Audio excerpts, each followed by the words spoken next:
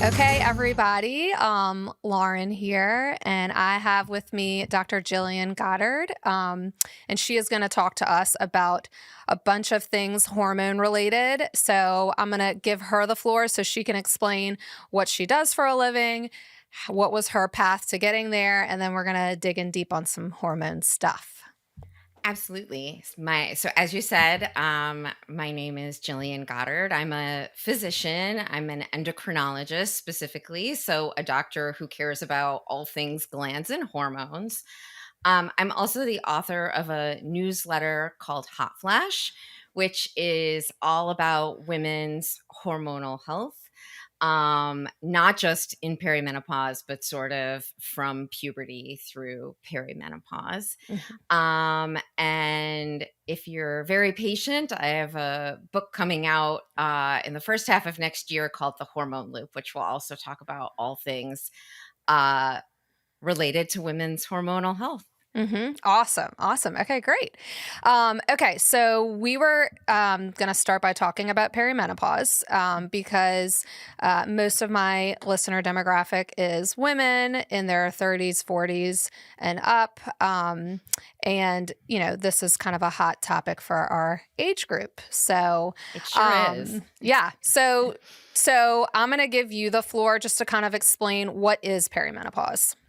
Sure. I mean, I think I'm going to start by saying when we talk about perimenopause, we tend to talk about it as this big single thing, Hmm. but it's actually a series of stages. Hmm. It's a series of hormonal stages that women go through um, leading up to their last menstrual period as they transition from their reproductive years to their menopausal years. Right.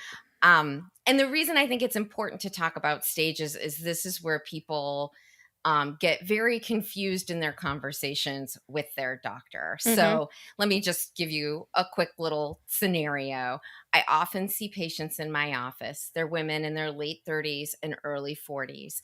And their periods have started changing. Maybe their Hmm. cycle went from like 28 days to 25 days or 26 days, Hmm. and they're more symptomatic around their period, and they might even be getting hot flushes and night sweats in the days right around the start of their period. Right. And they don't live under a rock, so they've been hearing about perimenopause in every media outlet out there. Right. So they go to their doctor and they say, I think I'm in perimenopause. And their doctor asks them one question, which is, are your periods regular?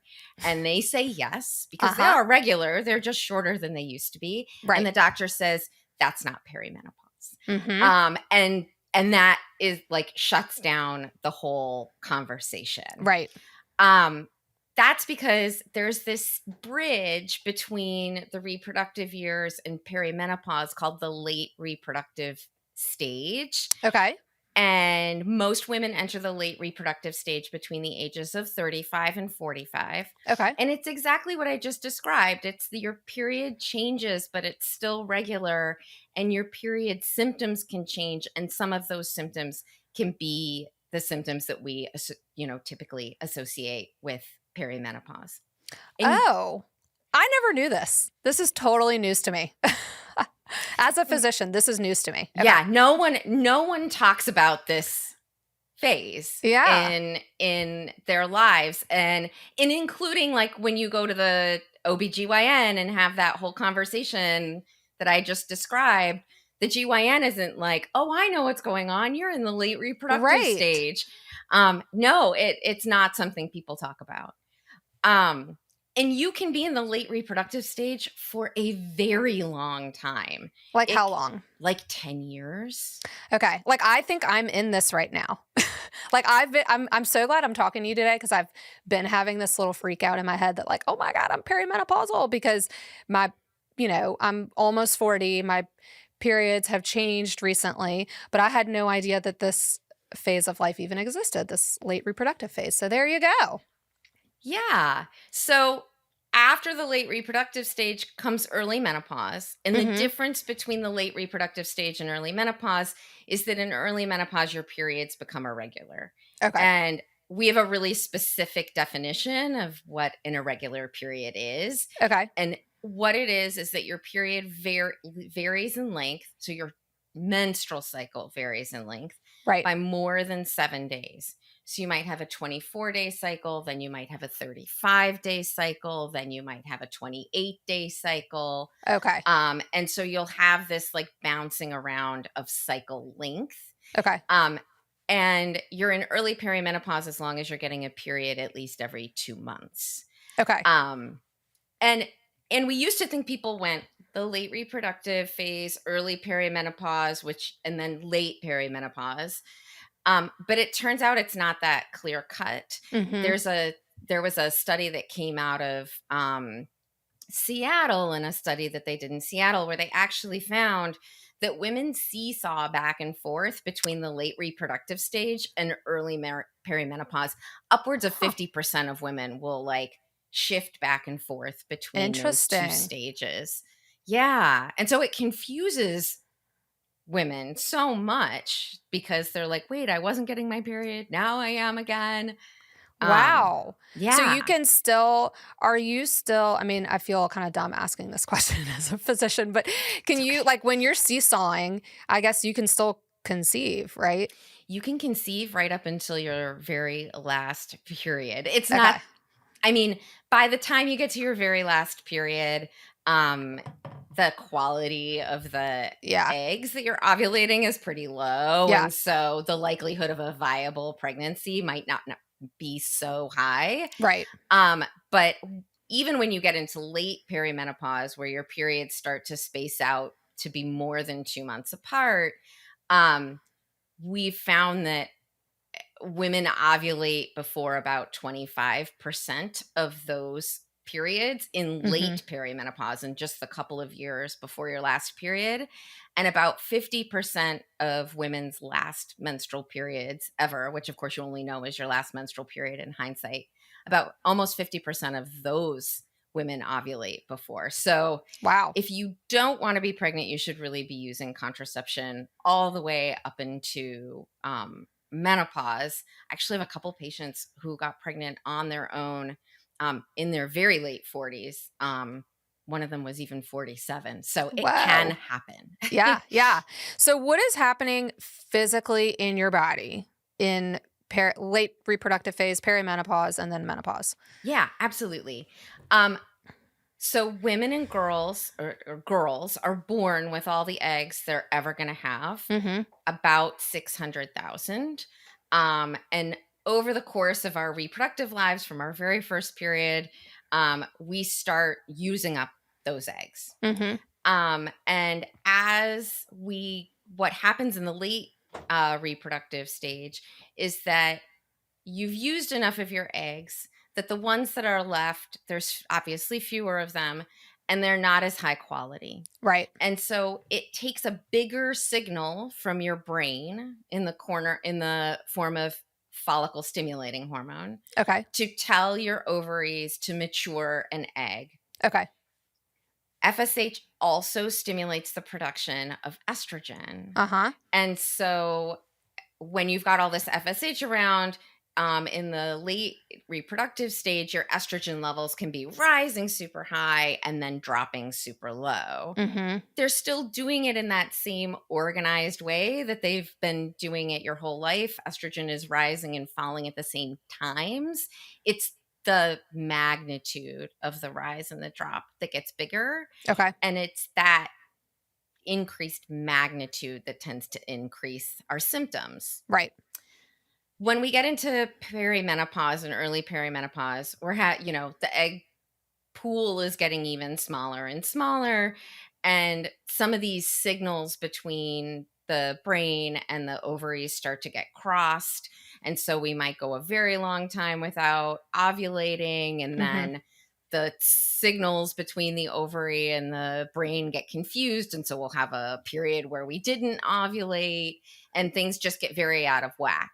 Again, with all this out of whack, estrogen levels are rising and falling dramatically. Some of the highest estrogen levels we see are in women in perimenopause, but Huh. now they're doing it in a super disorganized way. Right. And so this is where women tend to get more symptomatic. They start to have Mhm. many more of the sort of classic perimenopause symptoms. Eventually you get to the point where you have, fewer than 1,000 eggs left, which Mhm. sounds like a lot, but you need more than one egg each month to ovulate one egg. So Oh. yeah, this confuses people too. Okay, wait, why is that? So, when eggs start down the process of becoming mature eggs that are ready Mhm. to ovulate, a whole cohort starts down that process. And Okay. slowly over time, some of those follicles start to involute and break down till there's only one primary dominant follicle, and Okay. that dominant follicle is the one that ovulates. So do the other follicles that don't ovulate, do they, like, just go back into the pool for the next round? Nope. They Oh, they break down and they get resorbed into the body. The cleanup crew comes in and breaks them down and resorbs the product. So okay, they just completely go away. so you're losing multiple per cycle. Yeah. Yeah, Yeah. okay, okay, So then didn't by know the that. time yeah, so then by the time you get to less than 1,000, this is when periods really start to space out much more widely in late perimenopause. And then you finally have your last period. You don't know it's your last period at the time, Right, but you finally have your last period, and you can still, even after that last period, it takes some time before the hormones settle down. mhm, And that is why even after women stop having periods in those early year or two right after menopause, they can have still be symptomatic. right, okay. What does this do these, like, crazy fluctuations in hormones, what does this do to mental health? Well, we know that the brain is replete with estrogen receptors. Mhm, We don't know what they all do, okay, but we know that they're in there. right, Um, Estrogen can magnify the effects of dopamine. mhm, So that can have all kinds of effects on mood, both at the times when estrogen is high, but certainly at the times when estrogen is low. right, And so women often have lots of symptoms when estrogen is dropping or low, yeah, which is around ovulation and then around our period. mhm, And that's because of direct effects of estrogen on the brain and the way that it helps neurotransmitters um, communicate with each other. right, And so, what that means is a lot of women develop more mood symptoms around their periods. They mhm, can feel depressed. They can feel anxious. They mhm, can feel irritable. I have a yep. friend who said she should really move to a cabin in the woods away from her family when she is about to start her period, Yeah, because she's like, they just get on every last nerve. And she's like, yeah. I love them deeply.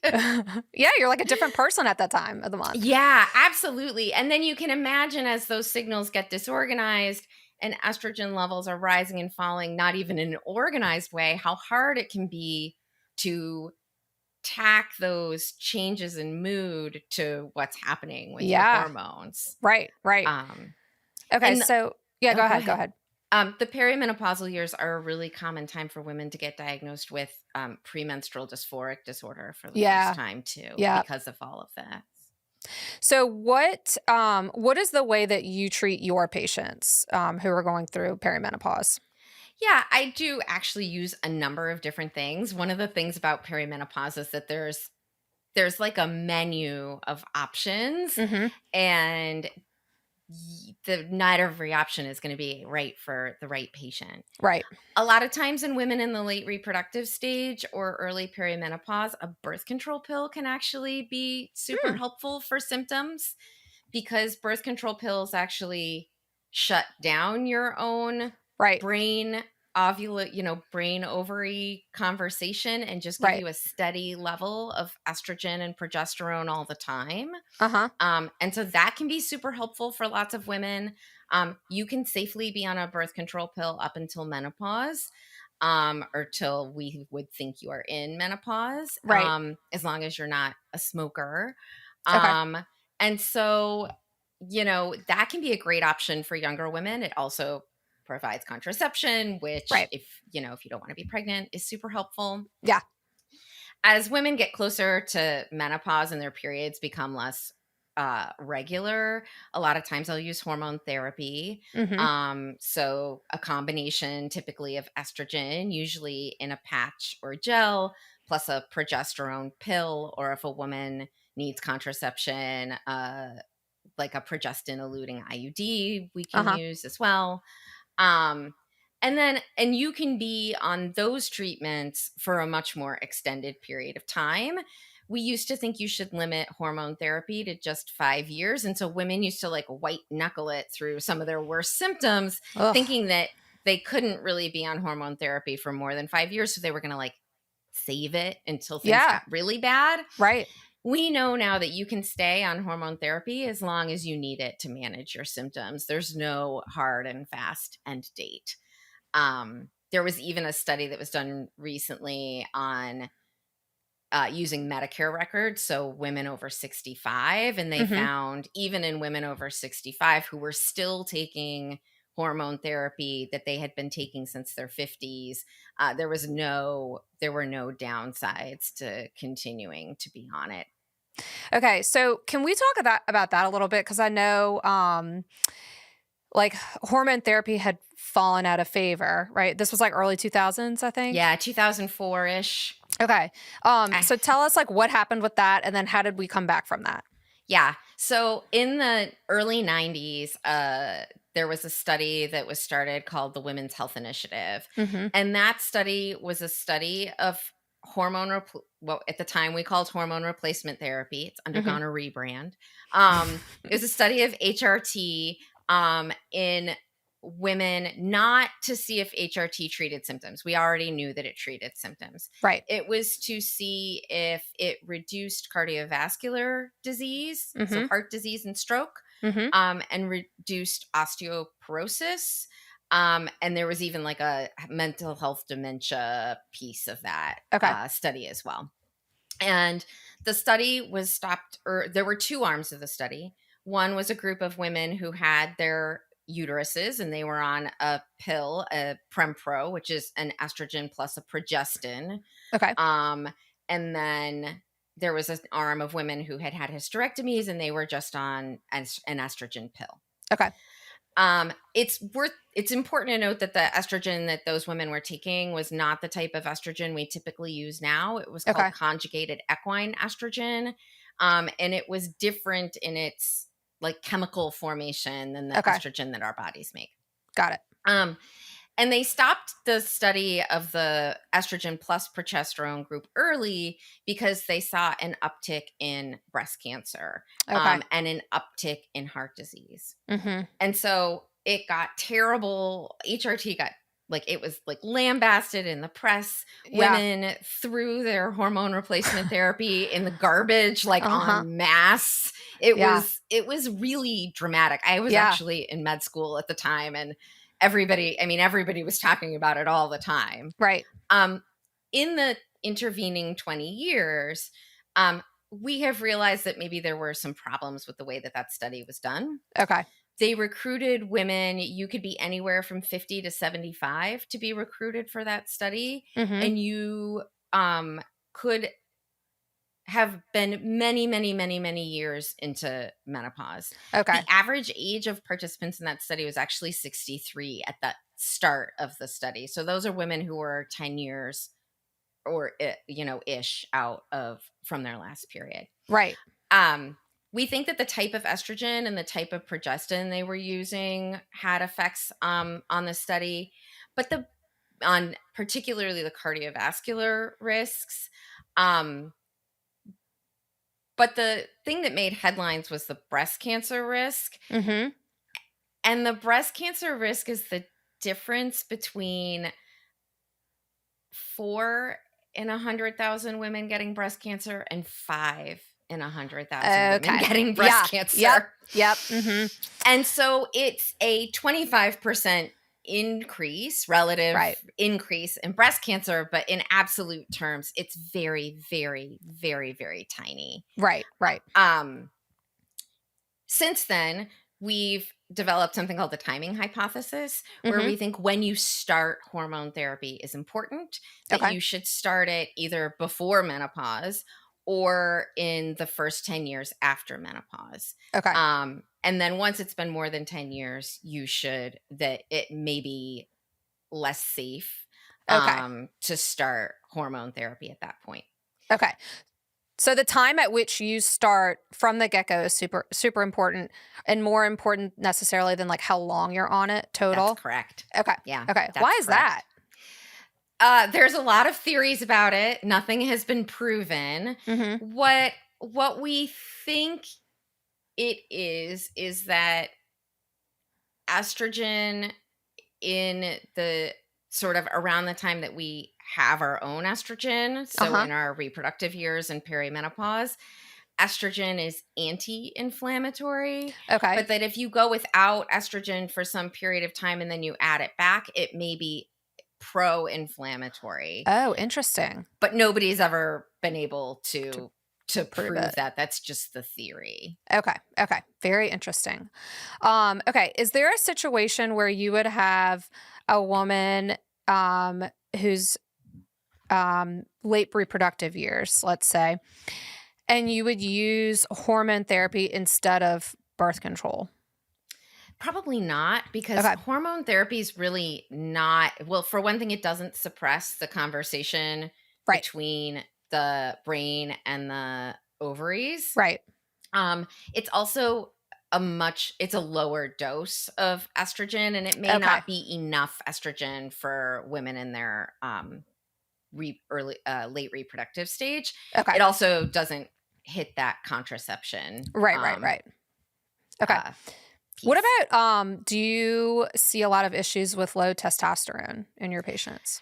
Yeah, so this is a really fascinating thing. And this is one Mhm. of the things that's come up certainly in the last 10 years and maybe in the last 5 years, is that one of the things that's on the menu for hormone therapy is testosterone. Mhm. And of course, we typically think of testosterone in men, Right. but women have testosterone too. Right. Um, we actually don't know exactly what testosterone does in women. It's Uh-huh. not well studied, Mhm. but it seems to mostly be associated with sex drive, Mhm. desire, and arousal. Mhm. So things related to wanting sex and then enjoying sex, Right. which I would argue is pretty important. Important. Yes, absolutely. Yep.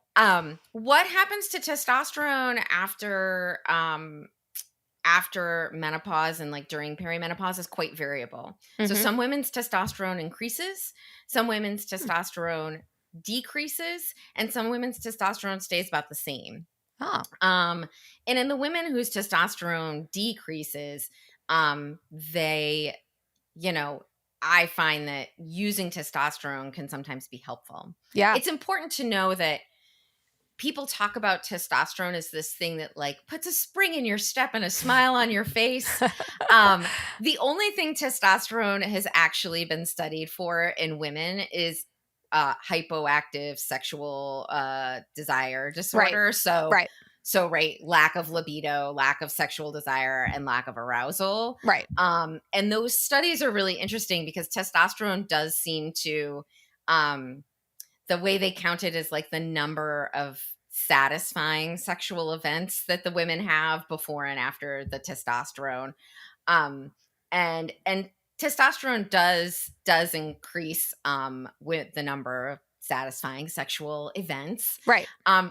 But so did placebo, and the difference between Oh, in the placebo group was statistically significant. really? Yes. So Interesting. testosterone does it more, but the Uh-huh. placebo group got a statistically significant benefit from the placebo gel or patch that Interesting. they were using. And Okay. you see it like across the board in testosterone studies.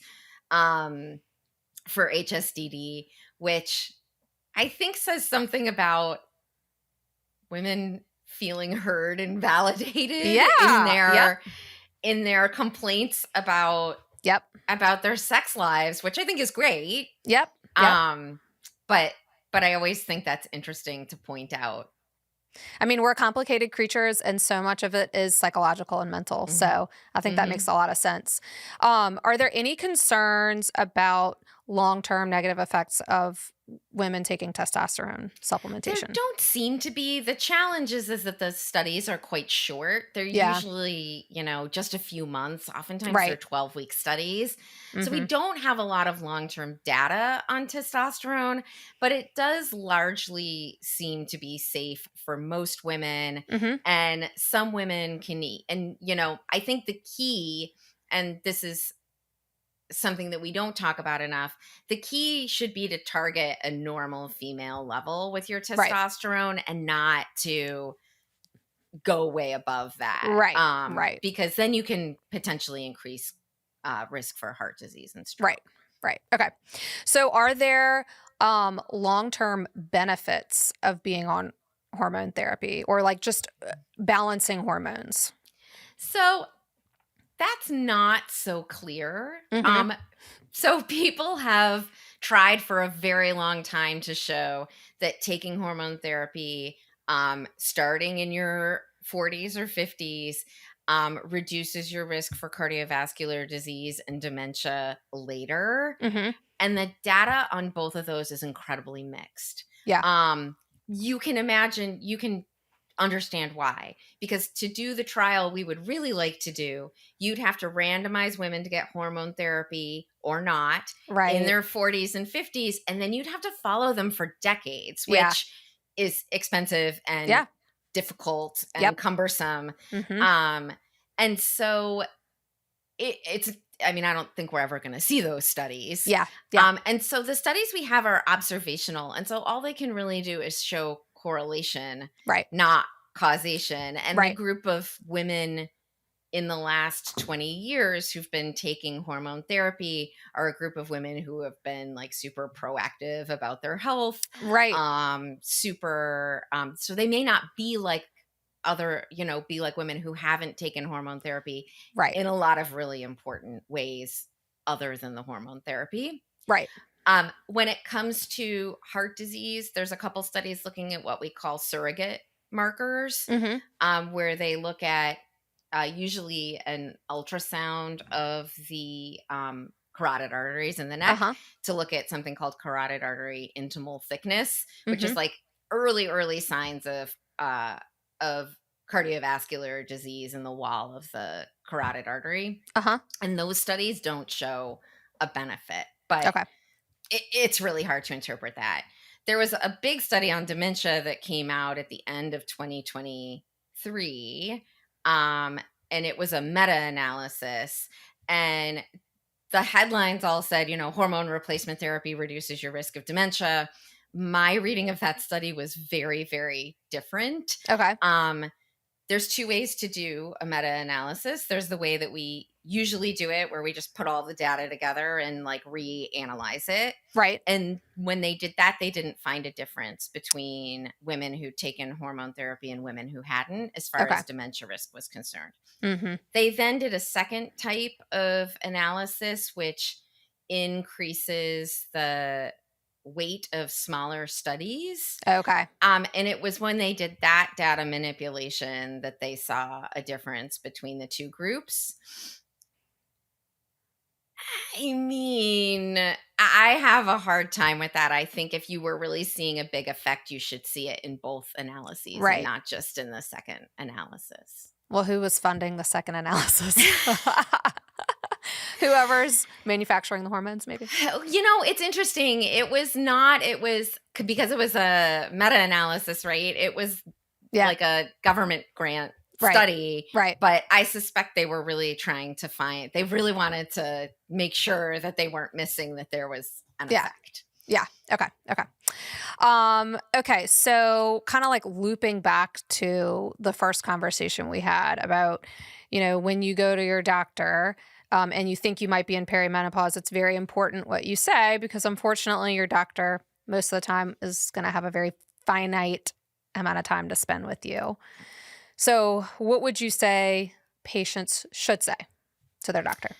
So I think you should go into your visit with a goal. And Mhm. that goal shouldn't be, I'm going to leave with a prescription for X. Right. The goal should be, I want to get treatment for my Mhm. symptoms. Right. And so I would go in with a more symptom forward approach. Mhm. Not, I think I'm in perimenopause. So not leading with the diagnosis that you think you may have, Mhm. but rather focus on the symptoms that you're having and when you're having them. Okay. And so here, I think keeping track of this for a little while leading up to your visit with your doctor and going in with, you know, 2 to 3 times in the days around my period, I wake up and have had night sweats. I noticed that I started to get really blue about 5 days before my period, like Mhm. really like specific, Mhm. and really like detailed information about exactly what you're experiencing. Mhm. And then instead of saying, you know, then I would say I would like to do something to manage my symptoms Right. and be And super upfront about it. and then what should patients do if they feel like the doctor is not hearing them on that? So, you and I both know that doctors are humans Yes. and we have good days and bad days. Yes. And so if it happens once, I would give your doctor the benefit of the doubt. I always say Mhm. you don't know what happened to them right before they came into the Very true. exam room. Yep. If it's a pattern of behavior, then where you don't feel like you're being heard, then I think it's time to think about seeking out a second opinion Yeah. or finding a different relationship. It might not be the right doctor patient relationship for you.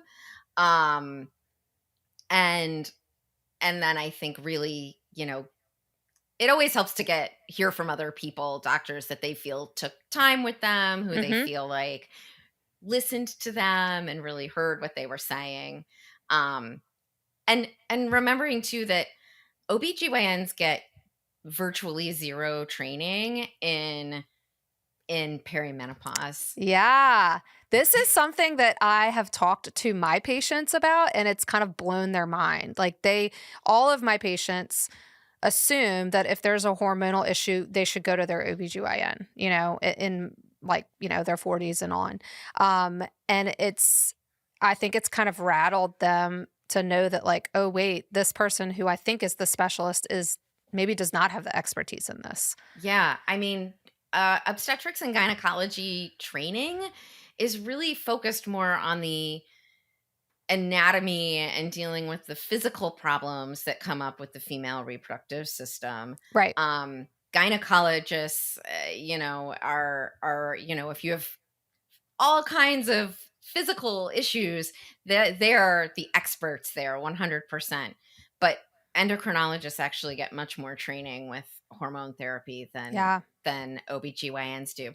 The challenge there is there's 9,000 endocrinologists practicing in the United States. Yeah. And there's 168 million women. So And do the math. so do the math.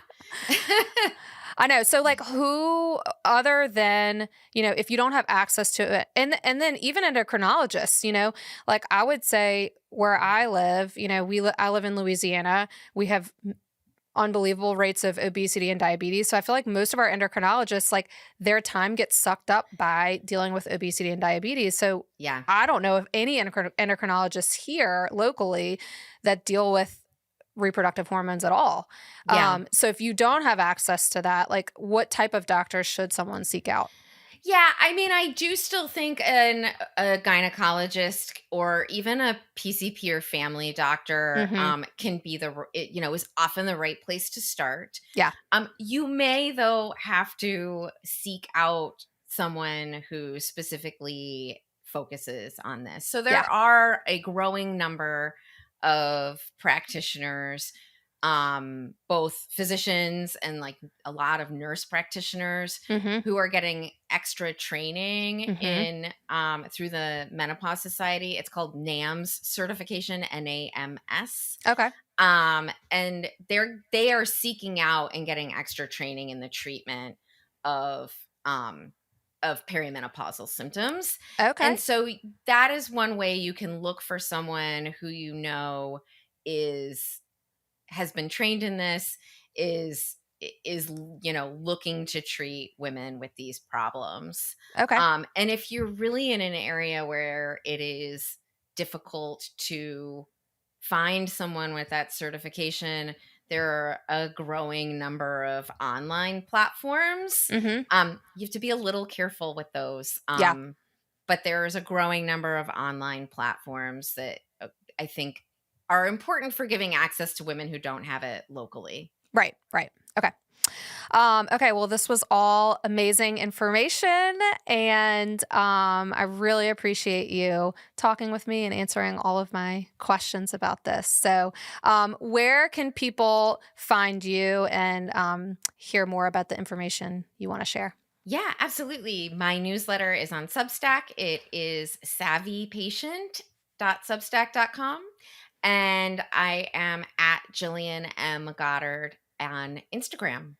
And you have a book coming out, And I right? have a book coming out in the spring of 2026. So keep an eye out for that. Okay, and what's the name of the book again? The book is called The Hormone Loop. Okay. All right, everybody, look out for that.